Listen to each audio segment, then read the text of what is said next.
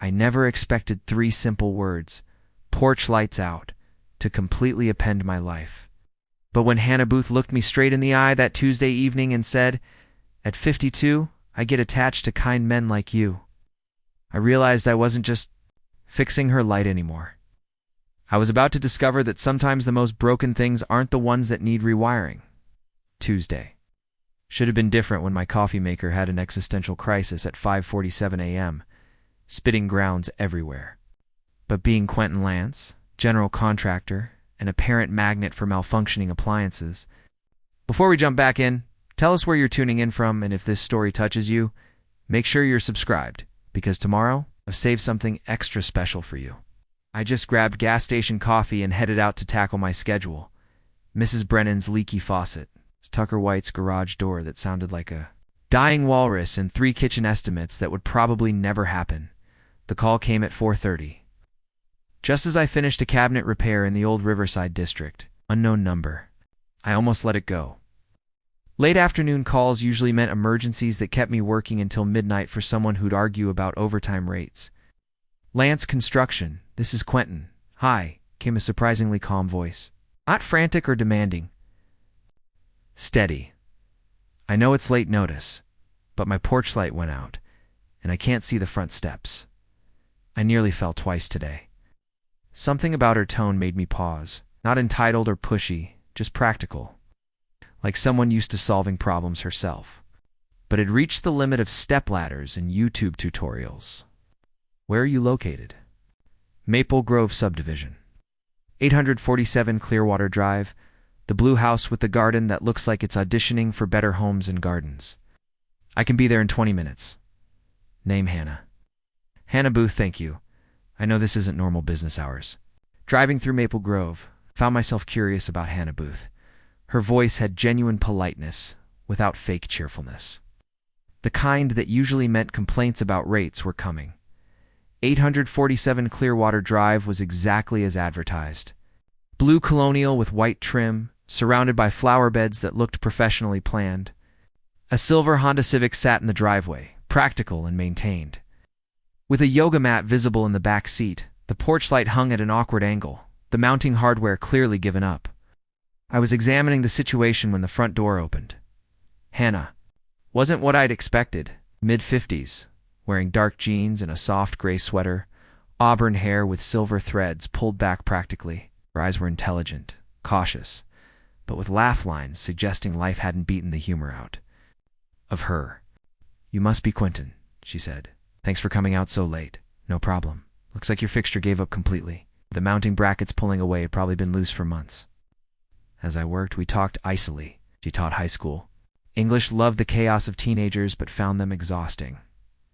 I shared stories about weird renovation discoveries. The conversation flowed naturally. No pressure or history, just 2 people talking while the sun set. The new fixture went up smoothly. When I flipped the switch, warm light flooded the porch, revealing her careful garden details. "Perfect," Hannah smiled genuinely. "How much do I owe you?" She handed me the check. Our fingers brushed briefly. She looked at me with those intelligent eyes, and that's when everything changed. Standing in the warm glow of the newly installed porch light, Hannah handed me the check with a smile that seemed both grateful and hesitant. As our fingers touched during the exchange, she looked at me directly. The polite, distant look most clients give contractors, but something more personal. She said thoughtfully, "At 52, I get attached to kind men like you." Words hung between us, not flirtatious or desperate, just honest in a way that caught me completely off guard. The vulnerability wrapped in such a simple statement made me forget I was supposed to pack up and move on. I started, then realized. I had no response, thank you. She laughed genuinely. "Sorry, that came out more intense than intended. I just don't meet many people who show up when they say they will anymore. Who don't oversell me on unnecessary work or act like I'm an idiot because I don't know circuit breakers from fuse boxes." Before I could respond, the front door swung. "Open, Mom. Did you seriously hire someone to change a light bulb?" A teenage girl stepped out, maybe 16, with Hannah's auburn hair, and terminal teenage skepticism. Paints plattered jeans, oversized flannel, carrying herself with confidence that suggested she was usually the smartest person in most rooms. "Elizabeth, this is Quentin," Hannah said, her tone shifting to that particular parent edge. The fixture was pulling away from the wall, not just the bulb. Elizabeth assessed me with calculating intelligence clearly inherited from her mother, currently used to decide if I was trustworthy or another adult trying to take advantage. "Elizabeth Booth," she said, extending her hand formally. "Nice to meet you." Her handshake was firm, direct. "Definitely Hannah's daughter. Your mom mentioned college applications. How's that going?" Elizabeth's expression shifted, still guarded, but with surprised approval that I'd bothered asking. "It's going. Trying to decide between art school and something more practical." Air quotes around the last word. Hannah's slight wince visible. "What kind of art?" "Sculpture, mostly. Some mixed media." She glanced at her mother. "Mom thinks I should have. A backup plan. Something that pays bills." The tension was subtle, but unmistakable loving. Disagreement between two strong-willed people who cared about each other, but saw the world differently. "There's nothing wrong with wanting financial security," Hannah said carefully. "Because teaching is so financially lucrative?" Elizabeth shot back, but without venom. Hannah's laugh was rueful. "Touché, which is exactly why I worry." I found myself in an ongoing family discussion, but instead of awkwardness, I was struck by their obvious affection. They disagreed, but talked like people who actually enjoyed each other's company.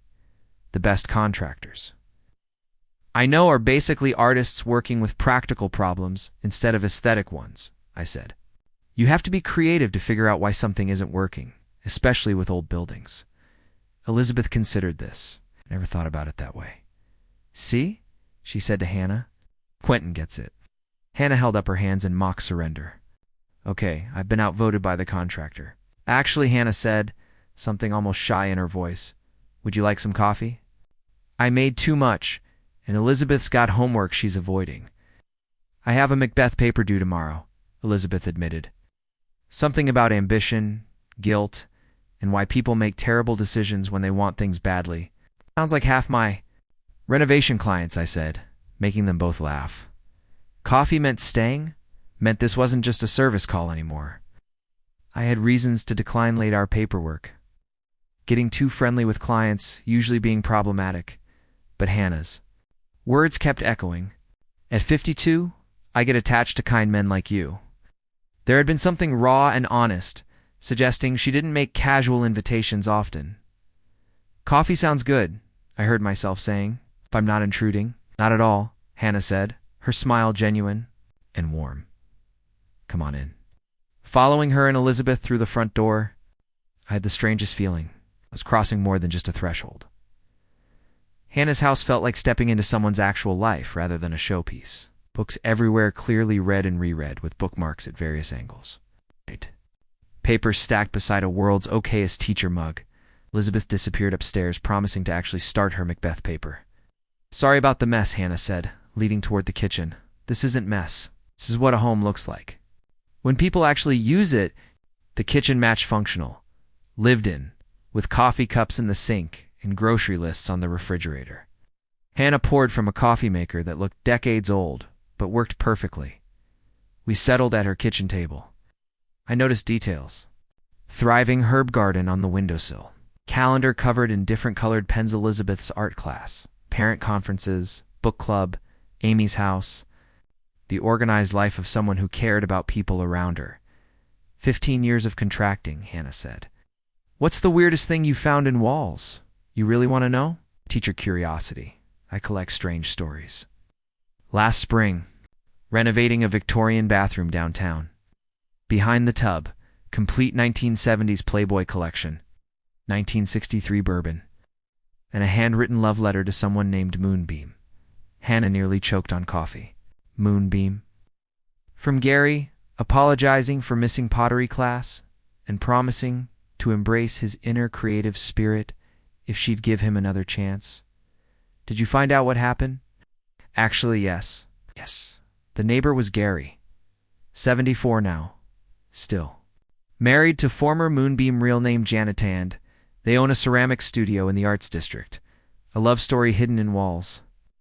Preparing and narrating this story took us a lot of time, so if you are enjoying it, subscribe to our channel. It means a lot to us. Now back to the story. Made me wonder what stories this house would tell. Hannah grew thoughtful. Probably not as romantic. Mostly chaos. Of single parenthood and teenagers who think loading dishwashers is cruel punishment. Single parenthood? I asked. Then worried I'd overstepped. Elizabeth's dad and I divorced when she was 12. He remarried and moved to Denver. Not a bad guy, just turned out we wanted different things. She paused. He wanted someone to make life easier, more organized. I wanted a partner to make life more interesting. Took 8 years to figure those weren't the same thing. No bitterness, just matter-of-fact processing of old hurt. What about you? Ever married? Engaged once. Sarah, marketing executive, very ambitious. She wanted me to expand the business, hire crews, manage from an office instead of actually doing work. Said I was limiting my potential by staying hands-on, and you didn't want that. Like building things, solving problems with my hands. She couldn't understand why I'd rather install kitchens myself than sit in profit margin meetings. Hannah nodded slowly. She wanted to change what probably attracted her initially. Exactly. The conversation flowed surprisingly easily. What about Elizabeth's art? Do you really think it's impractical? Hannah sighed. It's not that art isn't valuable. I've watched her pour her heart into amazing sculptures while my teacher's salary barely covers mortgage and college funds. I want her to have options. She seems determined. Gets that from me, unfortunately. Last year, she decided school needed a sculpture garden. By semester's end, she'd convinced the principal. Organized fundraisers and personally installed 3 recycled pieces. Sounds like someone who makes things happen. Maybe I'm just scared. Single parents don't get luxury of encouraging risky dreams. If she fails, there's no safety net except me. A crash from upstairs followed by, I'm okay. Nothing's broken. Define nothing, Hannah called back. Nothing important. We laughed and I realized how comfortable this felt. Casual rhythms of family life. I should check on her, Hannah said, not moving. Probably, I agreed, also not moving. Comfortable silence. The kind only happening when people genuinely enjoy each other's company. You know, Hannah said suddenly, my garbage disposal's been making concerning noises lately. What kind of noises? I asked. Pretty sure this wasn't really about garbage disposal. Grinding. Angry sounds. It's like it's personally offended by whatever I put down there. Could be several things. When's it been serviced? Honestly, it's never. 6 years here, just assumed. It would work until it didn't. Optimistic. I finished coffee. I could look at it tomorrow after work, if you want. Relief in her smile was unmistakable. I'd really appreciate that. The next evening, I returned with my tool bag, and what I told myself was purely professional. Interest in Hannah's garbage disposal. Truth was, I'd replayed our conversation all day, thinking about the easy way we'd talked, in comfortable silences. Hannah answered in jeans and paint-splattered apron, flower in her hair, looking genuinely surprised. You actually came. You sound shocked. Not shocked, just not used to people following through. Voice called from the kitchen. Hannah, your timer's going off. Coming, Mary? Hannah turned apologetically. Right. My neighbor's helping with Elizabeth's birthday cake. Helping might be generous, mostly critiquing my frosting while eating batter. I followed her to the kitchen where a woman in her early 60s commanded a stand mixer like a conductor's baton. Silver hair and a neat bun, sharp eyes suggesting she'd been neighborhood information hub for decades. Mary Brennen, Hannah said. Meet Quentin Lance. Mary lives next door and knows everything about everyone within 3 blocks. Mary assessed me with undisguised curiosity. So you're the contractor who fixed the porch light. Guilty. Hannah. Says you showed up on time and didn't try selling her a whole electrical system? Just the light. And now you're back for garbage disposal. Mary's tone suggested she wasn't buying the coincidence. Mary Hannah warned, smiling. What? I'm making conversation. Mary turned back. 23 years in this neighborhood. I've seen contractors come and go. Most are incompetent or overpriced. Some both. Mary was city project manager, Hannah explained. She has opinions about construction quality. I have opinions about everything, especially men showing up at single mothers' houses offering to fix things. Protective edge, but not unfriendly. Warning shot for anyone with bad intentions. Mary Hannah said firmly. It's okay, I said. She's looking out for you. Good neighbors do that. Mary's expression softened slightly. Understand that. Elizabeth clattered downstairs, earbuds around neck, clay under fingernails. Hey, Quentin. Mom said you were coming back. Staying for dinner? We're having Mary's famous lasagna. Famous is overstating, Mary said, looking pleased. I don't want to intrude on family dinner. You're not intruding. Mary always makes enough. For half the neighborhood, 'cause you never eat enough, Mary said to Hannah. Too busy grading papers and worrying to remember meals. Mary wasn't just a neighbor, she was family support system, showing up with casseroles during crises and unsolicited advice during calm periods. So what's wrong with disposal? Elizabeth asked, surveying refrigerator contents with teenage perpetual hunger. Making angry noises, Hannah said. Everything here makes angry noises. Dishwasher sounds like it's escaping. Washing machine walks across laundry room when unbalanced, and don't start on the furnace. Furnace sounds like that because it's older than disco, Mary said practically. Hannah's put off replacing it 3 years. It's because furnaces cost approximately Elizabeth's college tuition, Hannah replied. I looked around, noting subtle deferred maintenance signs. Cabinet doors not closing properly, slight ceiling water stain, suggesting patched but not properly fixed roof leak, askew outlet cover. How long have you lived here? 6 years? Bought after divorce? Needed work but was in our price range and good school district. Translation. Only house we could afford that didn't require hazmat suits, Elizabeth added cheerfully. Elizabeth, Hannah said laughing. What? It's true. Remember the first house? Realtor said black mold gave basement character. Mary shook her head. Still can't believe you almost bought that. It's desperate times, Hannah said simply. Clearer picture now. Single mom, teacher, salary, teenager, heading for college. Every repair was calculated decision between necessity and budget. Home improvements weighed against Elizabeth's future expenses. I extracted a small spoon from the disposal mechanism. Found your problem, Elizabeth? Hannah said immediately. Why does everyone blame me? 'Cause last week you put a fork down there, Mary pointed out. The disposal hummed smoothly, no longer sounding like angry robot. What do I owe you? Nothing. 5-minute fix. Mary raised an eyebrow. See? Told you he was different. Packing tools. I found myself reluctant to leave. Kitchen warmth. Easy banter between 3 generations who clearly cared about each other, something I hadn't realized I was missing.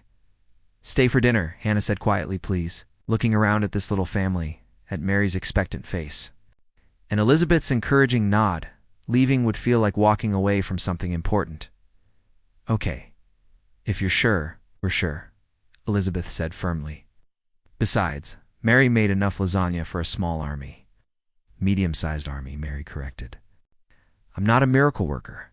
Mary's lasagna was everything Elizabeth had promised, layers of pasta, cheese, and meat sauce that tasted like it had been perfected over decades of Sunday dinners. We ate at Hannah's dining room table, which she'd clearly set with more care than usual. Real napkins instead of paper towels, the good glasses, candles that weren't just for emergencies.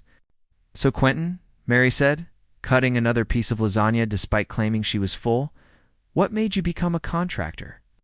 Honestly, I was 18 and had no idea what I wanted to do with my life. My dad knew a guy who needed help on a roofing crew, said it would teach me responsibility and the value of hard work. Did it? Elizabeth asked. It taught me that falling off a roof hurts, I said, which made them all laugh.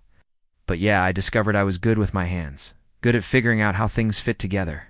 Started with roofing, moved to general construction, eventually went out on my own. And you like it? And I asked. Being your own boss? Most days. Though sometimes I miss having someone else worry about taxes and insurance and whether clients are going to pay on time. Mary nodded. Approvingly smart man. Too many people think being self-employed means you don't have to work as hard. After dinner, Mary excused herself to go home and catch up on her stories.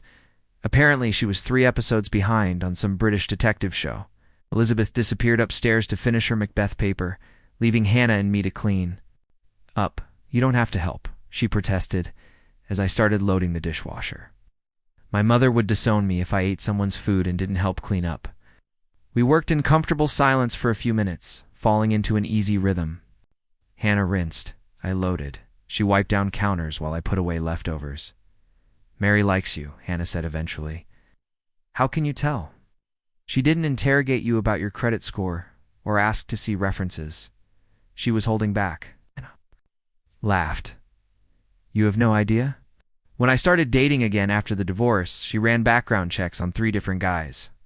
And she was right about all of them. One was still technically married, one had a gambling problem, and one collected vintage mannequins. Okay, I have to ask about the mannequins. His entire basement was full of them, like 40 or 50 mannequins in various states of dress and undress, he said. They were investments and talked about them like they were people. I paused in my dishwasher loading. That's unsettling, that's what Mary said. She took one look at him and said, that man has bodies buried in his backyard. Did he? I never stuck around to find out. We finished cleaning up and moved to the living room. Hannah curled up in one corner of the couch, tucking her legs under her, while I took the other end. It felt natural, like something we'd done dozens of times before. Can I ask you something? Hannah said, her voice suddenly more serious. Sure. Earlier when you said your fiancé wanted you to expand the business, was that really why you broke up? I considered how honest to be. Part of it, the bigger part, was that I realized she was in love with the idea of who I could become, not who I actually was. Hannah nodded slowly. I know that feeling, your ex-husband. He married me because I was stable and responsible. What he meant was boring and predictable. When Elizabeth came along and life got messy and complicated, he couldn't handle it. He wanted the version of me that had time to iron his shirts and plan dinner parties, not the one who was covered in baby food and hadn't slept in 3 days. There was pain in her voice, old, but not entirely healed. His loss, I said quietly. She looked at me with surprise. You don't even know me that well. I know you well enough. I know you raised a smart, confident daughter who isn't afraid to speak her mind. I know you have neighbors who consider you family. I know you teach teenagers, which requires the patience of a saint and the energy of a marathon runner. And I know, I continued, that you worry about doing right by Elizabeth, even when it means setting aside what you might want for yourself. Hannah's eyes had gotten bright, and she looked away quickly. I'm not good at accepting compliments. Why not? She was quiet for a long moment, because when someone sees the good things about you, it hurts more when they decide those things aren't enough. The honesty of that statement hit me square in the chest. I wanted to say something meaningful, something that would make her feel seen and valued in the way she deserved. Instead, I just said, I'm not going anywhere, Hannah. She looked at me then, really looked, searching my face for something. You can't promise that. What? No, I admitted. But I can promise that if I ever do leave, it won't be because you're not enough. We sat in silence after that, but it wasn't uncomfortable. Outside, the wind picked up, rattling the windows slightly. Hannah glanced toward the sound with a small frown. One more thing for the list, she murmured. What list? A list of things that need fixing around here. Those windows have needed weather stripping for 2 years. I looked at the window frames, noting the gaps that would let cold air in. All winter. That's an easy fix.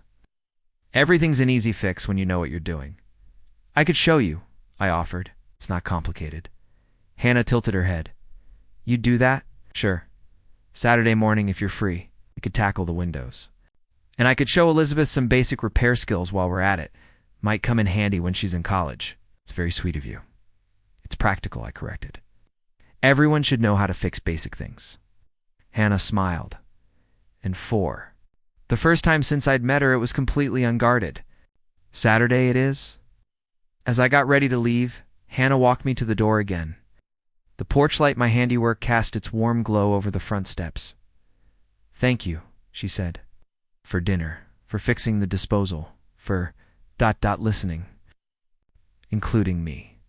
She hesitated for a moment, then stepped closer and gave me a quick hug. It was brief, almost shy, but it felt like a promise of something more. "See you Saturday," she said. "See you Saturday," driving home. I realized I was already looking forward to the weekend in a way I hadn't looked forward to anything in years. Saturday. Morning arrived with the first real bite of autumn in the air. I pulled into Hannah's driveway at 9 sharp, my truck loaded with weather stripping, caulk, and basic tools that Elizabeth could learn to use.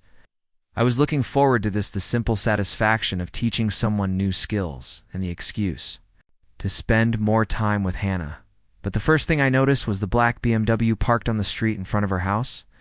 Expensive, pristine, with Colorado plates that made my stomach clench with an unexplained sense of unease. Hannah answered the door looking flustered. Her hair pulled back hastily and stress lines around her eyes that hadn't been there 2 days ago. "Quentin," she said, and there was relief in her voice. "I'm so sorry, but we might need to reschedule. Elizabeth's father is here, and Hannah..." A man's voice called from inside the house. "Who's at the door?" I saw Hannah's jaw tighten slightly. "It's just a friend. Will. Elizabeth's father?" The ex's band, who'd wanted someone to make his life easier instead of more interesting. "Invite him in," the voice continued. "I'd like to meet your friends." Hannah's expression was apologetic as she stepped back. "I'm sorry about this." I followed her into the living room, where a man in his early 50s stood examining one of Elizabeth's sculptures with the kind of expression usually reserved for roadkill. He was tall, well-dressed in the casual, expensive way that spoke of success and careful image management. His hair was silver at the temples, perfectly styled, and his clothes looked like they'd never been wrinkled. "Will Brennen," he said, extending a hand with a politician's smile. "You must be the contractor Hannah mentioned." "Quentin Lance," I replied, noting his firm handshake and the way his eyes assessed me like I was a potential business investment. "Quentin was going to help us with some weather stripping," Hannah said carefully. "But since you're here to see Elizabeth, actually," Will interrupted, "I was hoping we could all sit down and talk." "About Elizabeth's future?" From upstairs came the sound of a door slamming, followed by Elizabeth's voice. "I'm not changing my mind." Will's smile tightened. "As you can see, we're having a discussion about her college plans." "More like an argument," Hannah said quietly.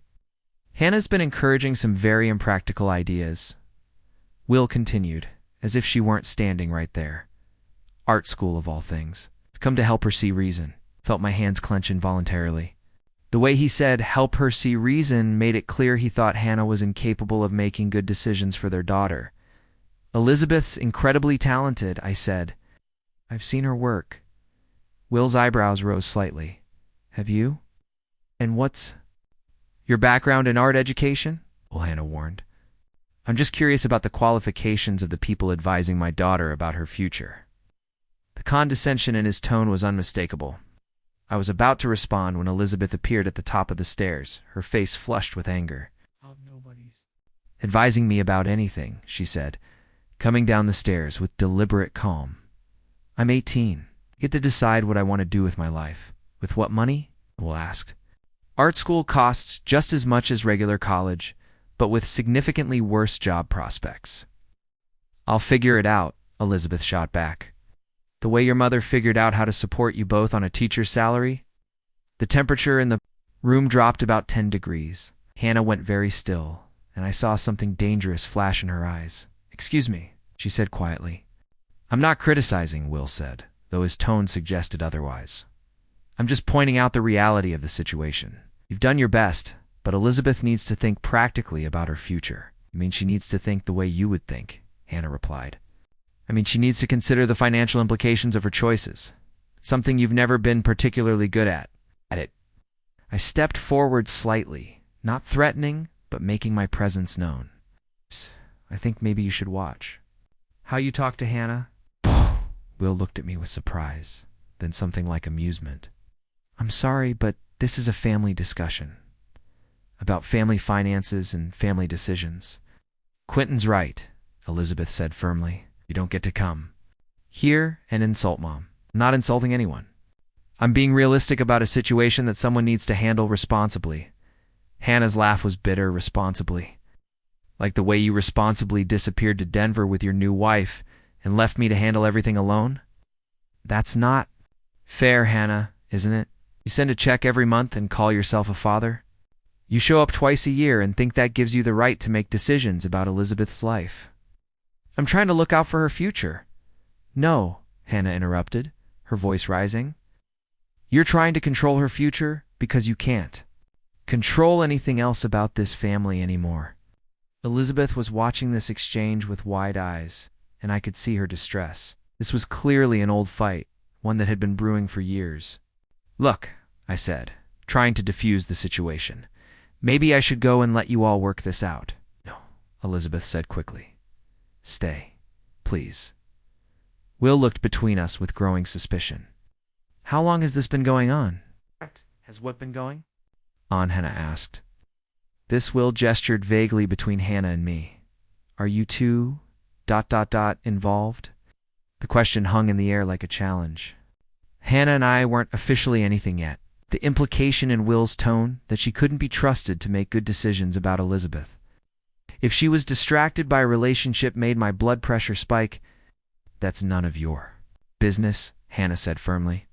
It is if it affects Elizabeth. It's the only thing affecting Elizabeth. Right now is you showing up here and trying to steamroll her into the life you think she should have. Will's expression hardened. I see. So I'm the villain for wanting my daughter to have financial security? You're the villain for thinking Mom's choices have been wrong, Elizabeth said quietly. She's given up everything for me. God. Everything. And you just waltz in here acting like she's some kind of failure. Elizabeth, that's not what I meant. Yes, it is. Elizabeth's voice was steady now, but I could see tears in her eyes. It's exactly what you meant. And I'm tired of pretending it's not. Will looked around the room at Elizabeth's angry face, Hannah's protective stance, and me standing there like an unwelcome witness to family drama. Fine, he said finally.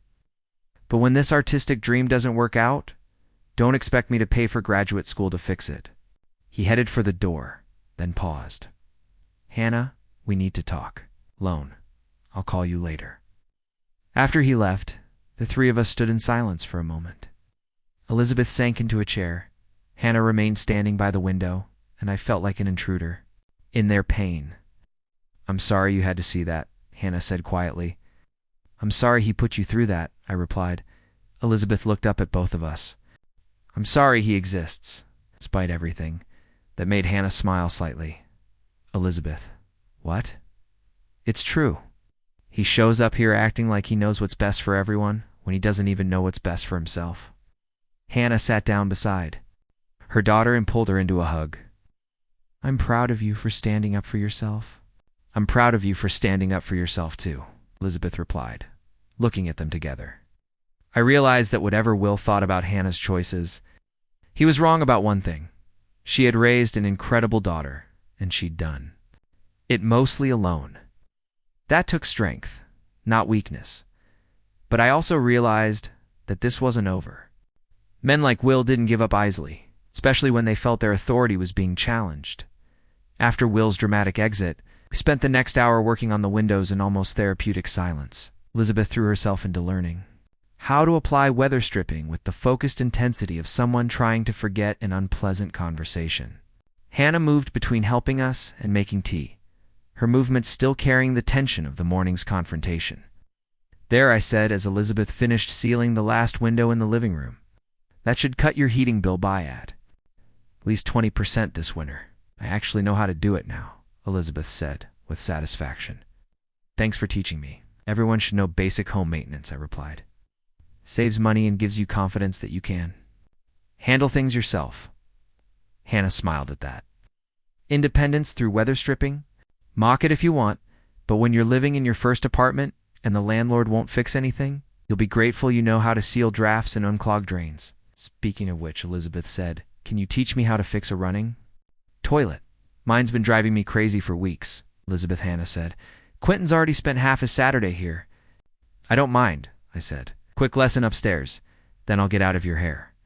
As we headed upstairs, I caught Hannah's grateful look. Teaching Elizabeth practical skills felt natural, like something I should have been doing all along. The toilet. Fix was simpler warped flapper that wasn't sealing properly. Elizabeth watched intently as I showed her how to adjust the chain and test the seal. Easy fix, she said, flushing the toilet to test our work. Why didn't Mom ever learn this stuff? Your mom was busy learning other things, I said. Like how to teach teenagers Shakespeare and manage a household budget and raise a daughter who stands up for herself. Elizabeth was quiet for a moment. He really gets to her, doesn't he? My dad, he gets to both of you. Hate the way he talks. To her, like she's less than him somehow. I finished packing up the small tools we'd used. Your mom is one of the strongest people I've ever met. Don't let him make you think otherwise. I know she is. It's just... ... Elizabeth sat on the edge of the bathtub. Sometimes I feel guilty about wanting to do art. Like maybe I should choose. Something practical, something that makes money, so she doesn't have to worry so much. Can I tell you something? Your mom's not worried about you making money. She's worried about you being happy. Then why does she keep pushing the backup plan thing? Because she loves you. Love makes people scared sometimes. We headed back downstairs where Hannah was curled up on the couch with a cup of tea, staring out the window with a distant expression. All fixed, I announced. Elizabeth's officially certified in toilet repair. Another life skill mastered, Hannah said, but her smile didn't quite reach her eyes. Elizabeth looked between us. I'm going to work on my portfolio upstairs. Thanks. Again, Quentin. After she left, I sat down beside Hannah on the couch. You okay? Will called while you were upstairs, she said quietly. He wants to meet for coffee tomorrow, to discuss Elizabeth's future like adults. And you said? I said yes, because if I don't, he'll just keep showing up here, and Elizabeth doesn't need that stress. I studied her profile. There's more to this than just college choices, isn't there? Hannah was quiet for a long moment. Will and I. Our marriage ended badly. Worse than I usually admit. How badly? She set down her teacup and drew her knees up to her chest. The last 2 years we were together, he had an affair. With a colleague. I found out because she called the house one night drunk, wanting to clear the air about the situation. Hannah, the worst part wasn't even the affair, she continued. It was how he handled it afterward. He said it happened because I'd become boring and too focused on Elizabeth to be interesting anymore. Like I'd driven him to it by caring too much about our daughter. I felt anger building in my chest. That's not how marriages work. I know that now. But at the time... ... She shook her head. I was so tired, so overwhelmed with work and parenting and trying to keep everything together. Part of me actually wondered. If he was right, he wasn't. I know, but it took me a long time to believe that. She looked at me then.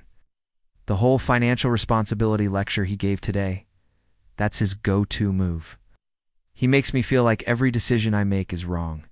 Like I'm too emotional or impractical to handle real life. Is that why you're so worried about Elizabeth's art career? Hannah nodded slowly.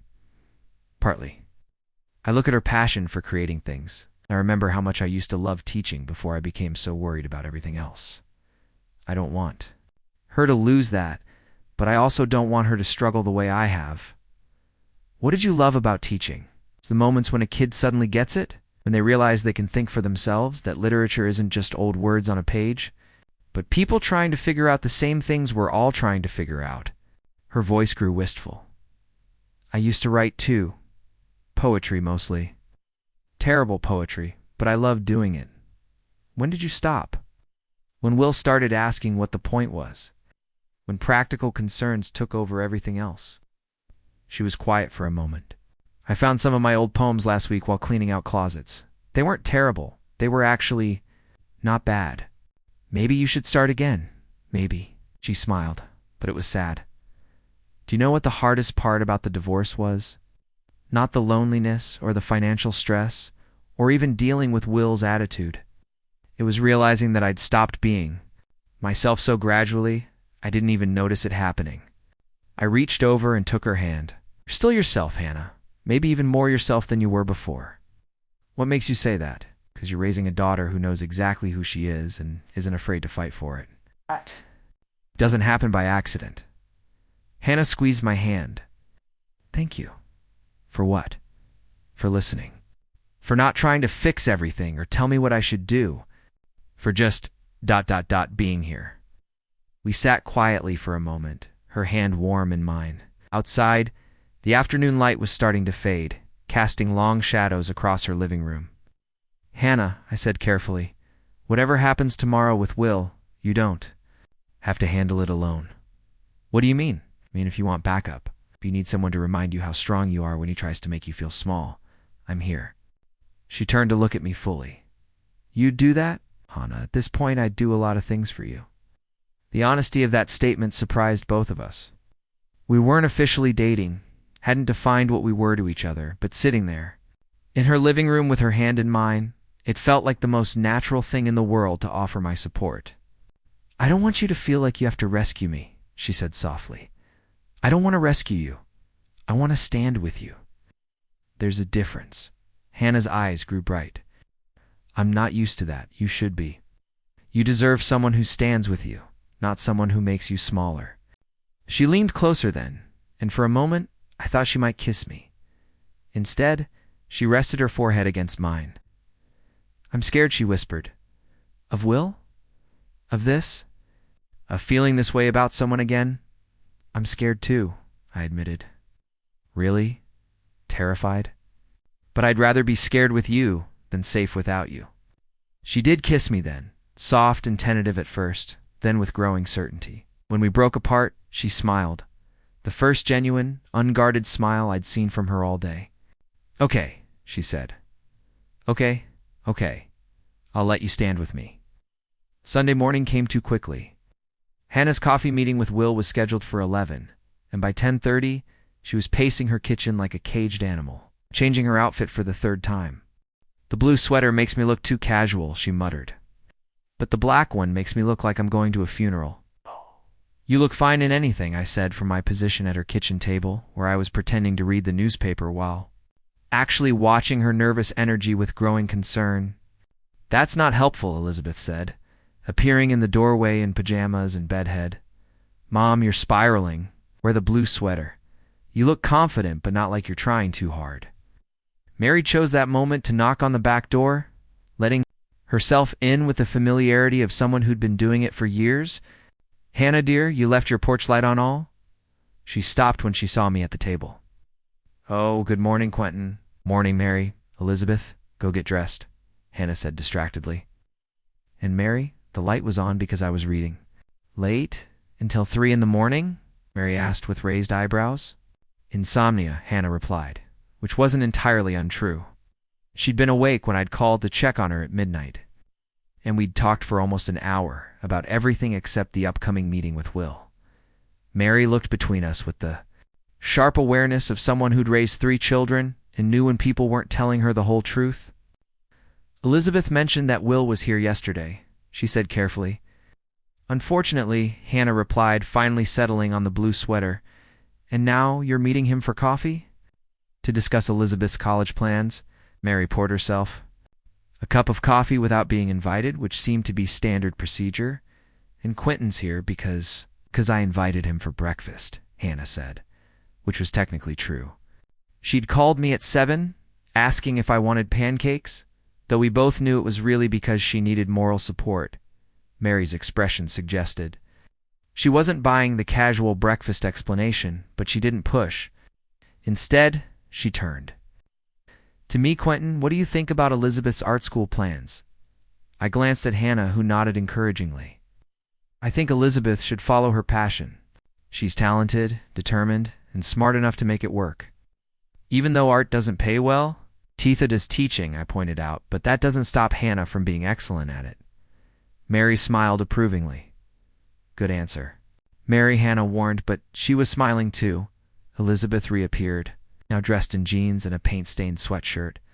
Are we having a kitchen conference about my life? Because I'd like to be included in decisions about my future. We're not making decisions, Hannah said. We're just panicking, Elizabeth finished. Mom, it's coffee with Dad, not a custody hearing. He can't actually force me to change my college plans. He can refuse to pay for them, Hannah pointed out, and I'll find another way. Scholarships, student loans, working part-time, lots of people figure it out. Mary nodded approvingly. Smart girl, though I still think Will's being unreasonable. Will's being Will, Hannah said with resignation. What does that mean? I asked. The three women exchanged looks, and I realized there was a whole history here that I wasn't privy to. Will has always believed there's only one right way to do things, Mary explained. His way, when Hannah married him. She was young enough to think that confidence meant he actually knew what he was talking about. Mary, Hannah said, but without much heat. It's true, dear. He made you doubt yourself for years, and now he's trying to do the same thing to Elizabeth. Which is why Elizabeth said firmly, I'm going with you to this coffee meeting. Absolutely. Not, Hannah replied immediately. Why not? It's about my future. I should be there. 'Cause you'll end up in a screaming match with your father, and that won't help anyone. I won't scream. I'll be very polite while I tell him exactly what I am. Think of his opinions. Mary snorted with laughter. She gets that from you, you know? Stubbornness, Hannah asked. The backbone? I watched this exchange with growing affection for all three of these women. Even in the midst of family drama, there was so much love and support between them. It made me think about my own family, my parents who'd moved to Florida and called every other Sunday, my brother who lived across the country and communicated mainly through holiday cards. When had I stopped being part of something like this? What if I went with you? I said suddenly. They all turned to look at me, not to the meeting. I clarified quickly. But I could drive you there. Wait outside. Be back up if you need it. You don't have to? I know I don't have to. I want to. Hannah studied my face. Why? Because yesterday you said you weren't used to having someone stand with you. Maybe it's time you got used to it. Elizabeth grinned. I like him, Mom. Me. Too, Mary added. Much better than the mannequin collector. There was a mannequin collector? I asked. Long story, Hannah said, but she was smiling. Okay, you can drive me, but you're staying in the car. Deal. An hour later, we pulled up outside Riverside Cafe, a small coffee shop in the historic downtown district. Through the window, I could see Will already seated at a corner table, checking his phone with the impatient expression of someone who was used to being kept waiting. He's early, Hannah observed. Power move, I said. Gets there first. Chooses the table. Controls the environment. Hannah looked at me with surprise. How do you know that? I've dealt with my share of difficult clients. Some people use every opportunity to establish dominance. She took a deep breath. Wish me luck. You don't need luck. You need to remember that you're an excellent mother who's raised an incredible daughter. And his opinion of your choices doesn't change that. Fact. Hannah leaned over and kissed me quickly. Thank you. I watched her walk into the cafe, noting the way she straightened her shoulders and lifted her chin before pushing through the door. She might be nervous, but she was walking in there like a woman who knew her own worth. My phone buzzed with a text from Elizabeth. Take care of her. I texted back, always. Through the window, I could see Hannah taking a seat across from Will, even from a distance. I could read the tension in her posture as he started talking, gesturing with the confident movements of someone making a presentation. This was going to be a long hour, but I wasn't going anywhere. I'd promised to stand with her. That's exactly what I intended to do. 40-5 minutes into what was supposed to be a 1-hour coffee meeting, I watched through the cafe window as Will's voice rose loud enough that other patrons were starting to stare. Hannah sat rigid in her chair, her hands clasped tightly on the table, while Will gestured emphatically with what appeared to be a folder of documents. My phone rang. Elizabeth, how's it going? She asked without preamble. Not well. Your dad's? Making a scene. I can hear him from here. You can hear him? Where are you? Inside the cafe, in the bathroom. I've been here for 20 minutes. Elizabeth, I know. But Mom looked so scared this morning and I couldn't just sit at home. Through the window, I saw Hannah shake her head firmly at whatever Will was saying. He slid the folder across the table toward her, tapping it insistently. What's he showing her, I asked. Financial documents? Private school brochures? He's trying to prove that if I go to art school, I'll end up broke and living in Mom's basement forever. And how's your mom handling it? It's better than I expected. She told him that my happiness matters more than his projections. That's when Will stood up abruptly, his chair scraping loudly against the floor. Several people turned to look as he leaned over the table, pointing his finger at Hannah while speaking in a harsh whisper. That's it, I said, getting out of my truck. Quentin, wait, but I was already walking toward the cafe entrance. Through the window, I could see Hannah's face had gone pale, and whatever Will was saying was clearly crossing every line of decency. I pushed through the door just as Will said, loud enough for half the cafe to hear, "You've filled her head with romantic nonsense about following her dreams, just like you did with your own pathetic writing career. Look how well that worked out for you." The entire cafe went silent. Hannah stood up slowly, her voice deadly quiet. "You need to stop talking now. I need to stop. I'm trying to save our daughter from making the same mistakes you did. Someone has to be the adult here." That's when I stepped forward. "Will." He turned, his face flushed with anger. "This is a private conversation. Not anymore. Half the cafe can hear you. This doesn't concern you. Actually, it does." I moved to stand beside Hannah's chair, because anyone who talks to Hannah like that concerns me. Will's eyes narrowed. "So you're sleeping with my ex-wife? And now you think that gives you a say in my daughter's future?" The words hit the quiet cafe like a slap. I felt Hannah flinch beside me and rage flared in my chest. "What I think," I said, keeping my voice level, "is that you're embarrassing yourself and hurting your family." "My family," Will laughed bitterly. "My family is being destroyed by a high school teacher who can't face reality and a contractor who's taking advantage of a vulnerable woman." "Dad, stop." We all turned. Elizabeth stood near the bathroom door, her face streaked with tears of anger. "Elizabeth," Hannah said, "you shouldn't be here." "Neither should he," Elizabeth replied, looking at her father with disgust. "Do you hear yourself? Do you have any idea how you sound right now?" Will's expression shifted to something like panic. "Elizabeth, honey, I'm trying to protect you." "From what? From being happy? From doing something I love?" Elizabeth's voice broke. "Mom has supported every dream I've ever had, and you show up twice a year to tell us we're doing everything wrong? That's not it is, and I'm done pretending." "It's not." Elizabeth wiped her eyes with the back of her hand. "I'm 18 years old, Dad. I get to choose my own life. I choose art school. I choose Mom. And I choose not to listen to you tear her down anymore." Will looked around the cafe, finally seeming to realize that everyone was staring.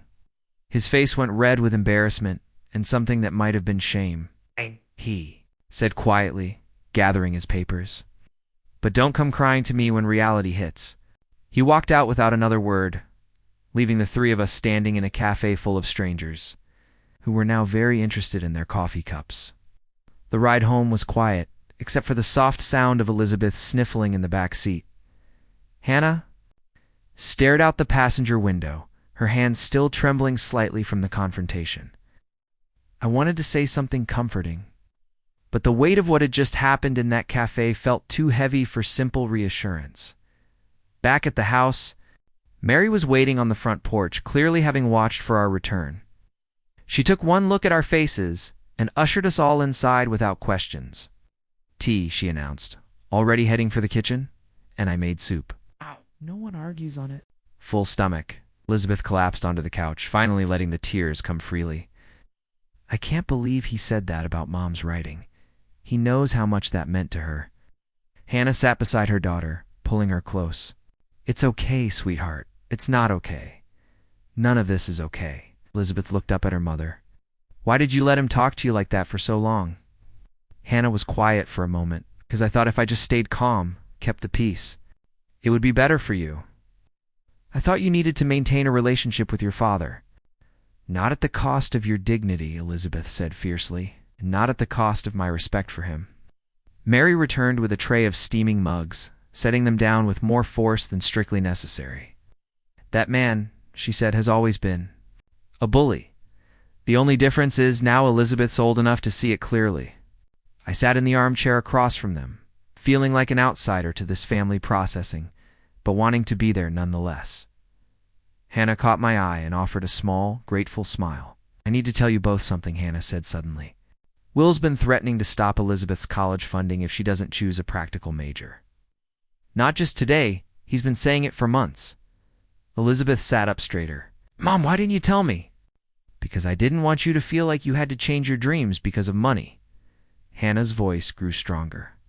"But after today, I realized something. I've been so worried about the financial aspects that I forgot the most important thing, which is you're brilliant, talented, and determined. If anyone can make a career in artwork, it's you. And even if you struggle sometimes, even if money's tight, you'll be doing something you love. That matters more than a guaranteed paycheck." Elizabeth threw her arms around her mother. "Really? Really? If your father wants to withdraw his support, then we'll figure it out. Together." Mary beamed with approval. "About time you remembered how strong you are, Hannah Booth." I cleared my throat. "If I can make a suggestion..." They all looked at me. "Elizabeth, you said you work with found objects and recycled materials, right?" She nodded. "There's a growing market for sustainable art. Hotels, restaurants, corporate offices, everyone wants to show they're environmentally conscious. Could start building a portfolio of commissioned pieces while you're still in school." Elizabeth's eyes lit up. "You think people would actually pay for that?" "I know they would. I've got clients who spend thousands on art for their offices. If you can combine artistic vision with environmental responsibility, you'll have a niche that's both meaningful and marketable." Hannah looked at me with something close to wonder. "You've been thinking about this?" "Been thinking about a lot of things." I met her gaze. "Including how much I admire a family that supports each other's dreams even when it's scary." "What's scary for you?" Elizabeth asked. The question caught me off guard. "What do you mean?" "You're encouraging us to be brave." "What would being brave look like for you?" I glanced at Hannah, then back at Elizabeth. "Honestly, admitting that I'm falling in love with your mother and want to be part of this family, that scares the hell out of me." The silence that followed was deafening. Hannah's eyes widened, Elizabeth grinned, and Mary looked smugly satisfied. "Well," Mary said finally, "it's about time someone said it out loud." Hannah stood up suddenly, crossing to where I sat. Without a word, she leaned down and kissed me, long and soft and certain. "I'm falling in love with you too," she whispered against my lips. "And it terrifies me." "Good," Elizabeth said from the couch. "Love should be a little scary. Otherwise, what's the point?" Mary raised her tea mug in a toast. "Two brave choices, and the people who make them." As we sat there in Hannah's living room, surrounded by the warmth of acceptance and new possibilities, I realized that sometimes the most important repairs aren't the ones you make to houses. Sometimes they're the ones you make to hearts that forgot they were worth fixing. And sometimes, if you're very lucky, you find a family that welcomes you in and lets you help with the healing. 3 weeks later, Will called to apologize, not to Hannah directly. That would have required more humility than he possessed, but to Elizabeth. With a carefully worded voicemail that managed to express regret without actually admitting wrongdoing, he says he was concerned about my future and reacted emotionally, Elizabeth reported, playing the message on speaker while we sat around Hannah's kitchen table. "And he's decided to honor his original commitment to my college fund, regardless of my major choice." "Generous of him," Mary said dryly. "I think someone had a conversation with him," Hannah mused. "Probably his wife. She's always been more reasonable than he is." "Does it matter?" I asked. "You were ready to figure it out without him?" "It matters because it's one less thing to worry about," Elizabeth said practically. "But you're right, we would have been fine either way." That afternoon, I found Hannah in her bedroom, sitting at her desk with a notebook open in front of her and a pen in her hand. Looked up when I appeared in the doorway. "What are you working on?" I asked. "A poem," she said, looking almost embarrassed. "First one I've written in 8 years. Can I read it?" She hesitated, then handed me the notebook. The poem was about weather stripping, about sealing the gaps that let the cold in, about learning to trust someone with the vulnerable spaces, about finding warmth in unexpected places. It was beautiful, honest, and unmistakably hers. "Hannah, this is really good. You're biased. I'm honest. You should share this." "With who?" "Elizabeth, for starters." "Mary? Maybe submit it somewhere?" She took the notebook back, reading over her own words. "Maybe it feels strange, putting myself out. There again, good strange or scary strange. Both." That evening, Elizabeth got her acceptance letter from the Chicago Institute of Art. The three of us four, counting Mary, who'd appeared at the exact moment the email arrived, as if she had a sixth sense for important family moments, crowded around Hannah's laptop to read the congratulations. "Full scholarship for sustainable art practices," Elizabeth read aloud, her voice growing excited. "They want me to develop my recycled materials portfolio as part of a new environmental art program." "I told you that sustainable art angle would work," I said, unable to keep the pride out of my voice. "You did," Elizabeth agreed, then threw her arms around me in an unexpected hug. "Thank you for believing in me. Thank you for letting me be part of this." Later that night, after Elizabeth had called half her high school to share the news, and Mary had gone home to call her sister, in Portland with the update, Hannah and I sat on her front porch steps under the light I'd installed what felt like a lifetime ago. "So," she said, leaning against my shoulder, "what happens now?" "What do you want to happen?" "I want to keep writing poems. I want to watch Elizabeth become the artist I know she can be. I want to stop being afraid of taking up space in my own life. And us." She turned to look at me. "I want us to take our time and figure it out as we go. No pressure, no expectations, just ... See what happens when two people who've been fixing everyone else's problems learn to build something together." "I like that plan." "Good, because I'm pretty sure I'm keeping you." I kissed her then, soft and unhurried, while the porch light cast its warm glow around us, and somewhere inside the house, Elizabeth played music and probably worked on another sculpture. It would eventually grace some corporate lobby or restaurant wall. "You know," I said against her lips, "I came here to fix a light, and instead, I think the light fixed me." 6 months later, I was installing a new ceiling fan in what had become our bedroom when Hannah appeared in the doorway with 2 cups of coffee and a familiar expression, the one that meant she had news. "Elizabeth called," she said, settling cross-legged on the bed to watch me work. She sold her first commissioned piece. A hotel in downtown Chicago wants 3 more sculptures for their lobby. "That's incredible." I paused in my wiring to grin at her. "How much?" "Enough to cover her entire semester's expenses." "I told you sustainable art was marketable. You were right about a lot of things." Hannah sipped her coffee, looking thoughtful. "I got some news too." "The literary magazine downtown wants to publish?" "My weather-stripping poem." "Hannah, that's amazing. It's a small magazine. They probably pay in copies and good wishes." "It's your first publication in years. That's huge." She smiled, that soft, genuine smile I'd fallen in love with. "I submitted 5 more poems yesterday. Now you're talking." I finished connecting the fan's wiring and climbed down from the ladder. Hannah had moved my coffee to her nightstand, a small gesture that spoke of shared space and comfortable routines we'd built over the past months. "There's something else," she said, suddenly looking nervous. "What?" "Mary wants to know when we're getting married." I nearly dropped my screwdriver. "What did you tell her?" "That we haven't talked about it." Hannah studied my face carefully. "Should we talk about it?" I sat down beside her on the bed, considering the question seriously. "Do you want to get married?" "Someday, maybe, if we keep being this happy." She paused. "Do you?" "Yeah, I do. But not because anyone expects us to, and not because we need a piece of paper to prove anything. Because I want to promise you things. In front of Elizabeth and Mary and everyone who matters to us, I want to promise I'll keep showing up, keep standing with you, keep fixing the small things so we can focus on the big ones." Hannah's eyes grew bright. "It sounds like a pretty good promise. Is that a yes?" "That's a someday when we're ready." "Yes." I kissed her then, tasting coffee and possibility.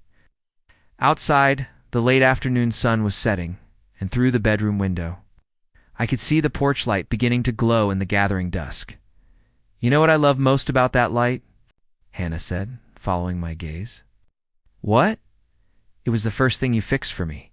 But it was really the first step toward fixing everything else. I thought we agreed I wasn't rescuing you. She laughed, pulling me closer. You weren't. We were rescuing each other. And as the light came on automatically, chasing away the shadows, and welcoming us home, I thought she was probably right. Up next, you've got 2 more standout stories right on your screen. If this one hit the mark, you won't want to pass these up. Just click and check them out. And don't forget to subscribe and turn on the notification bell so you don't miss any upload from us.